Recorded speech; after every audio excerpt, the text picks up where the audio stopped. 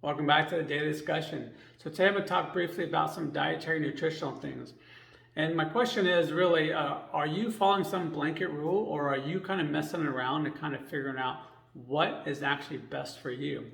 Now, it's going to be some subtle differences that you really got to pay attention to. So let me tell you some of the things that kind of go along with me that may help you kind of identify when you change things, what to kind of look for. So several months ago, I added coffee and walnuts on a regular basis for me. That I was doing it pretty much every day. Walnuts are not on the weekends, but during the week. And then recently, even more recently, I started doing it even on the weekends because I dropped sugars completely. Because I was only doing fruits for sugars, but I dropped those completely too, messing around with the Phil Maffetone method a little bit more. And I was using the walnuts as a replacement for the sugar for the other fruits. But anyway, so what I noticed was as I added the coffee and walnuts, my psoriasis was kicking up even more and is regularly there on my elbows and my knees especially. So I decided recently to go ahead and cut them both and see what happens.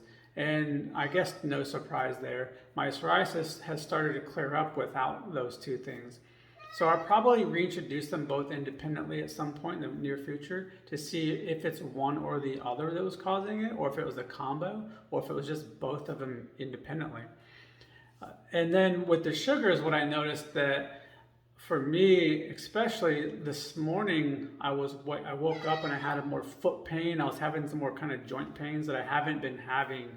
And when I was doing my workout this morning, my workout routine and my physical therapy and the 5 Tibetan rites, I was having a hard time with endurance. I just couldn't quite keep up at the pace that I've been able to keep up with when I dropped the sugars, which is why Phil Maffetone says to drop them. He says that you should be getting into a point where your body's using fat for fuel rather than any sugars, because sugars are fast burning and fats take longer to burn, so they give you more endurance.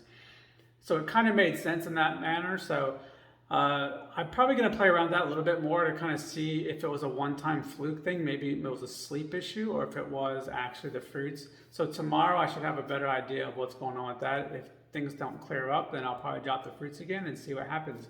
So let me know. What are you doing? Are you messing around with anything? And do you have any issues? Are you paying attention to those small details to see how you can get to your best, especially if you're trying to train for something? Let me know.